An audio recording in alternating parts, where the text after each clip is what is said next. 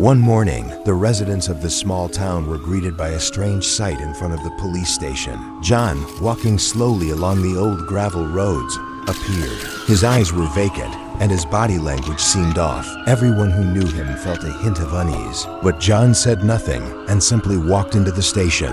John's eyes were dark and deep. His body, though, felt like it didn't belong to him anymore. That night, that terrifying night, what had happened to him? Who or what had brought him back? John sat silently at the station, and everyone hesitated to approach him. Time passed, and eventually, the station chief placed his hand on John's shoulder, trying to wake him up. John, you need to tell us what happened. The chief said, a mixture of fear and concern in his voice, but John just stared at him with empty eyes, as though he didn't remember a thing. Then suddenly, John's eyes darkened, and he mumbled, "They brought me back." The chief took a step back, stunned. There was more to John's return than anyone had anticipated. He really had disappeared. But what had truly happened to him that night? A phone rang, the station's line, but no one had dialed. The voice on the other end spoke directly to John, just like that night. John, you must find me.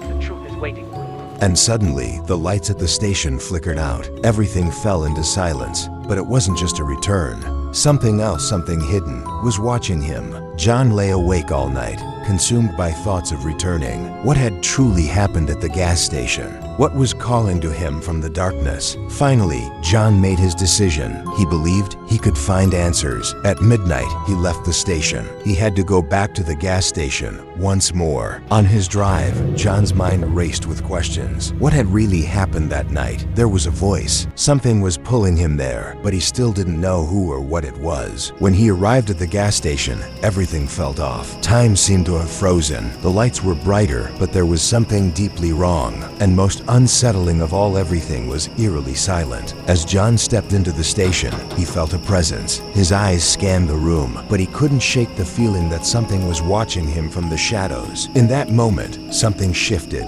It wasn't just a return, it was a transformation. The air grew thicker, the walls began to bend, and figures began to form from the darkness, watching him from every corner. Another voice, cold and commanding, whispered.